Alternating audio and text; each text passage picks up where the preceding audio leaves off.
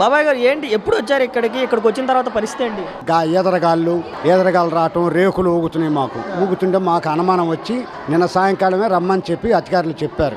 పెద్దోళ్ళు వచ్చి ఇక్కడ ఉండొద్దు, మీరు ఇది బాగలేదు, ఇటు నీళ్లు వచ్చేస్తున్నాయి, అటు పొలాల్లోంచి నీళ్లు వస్తున్నాయి అని చెప్పి మాకు చెబితే మేము నిన్న రాత్రే వచ్చి ఇక్కడే ఉన్నాం. ఉండకాడి నుంచి వాళ్ళే టిఫిన్ కానీ భోజనం కానీ మొత్తం సదుపాయాలు వాళ్ళే చూస్తున్నారు. పర్వాలేదు, బాగుంది.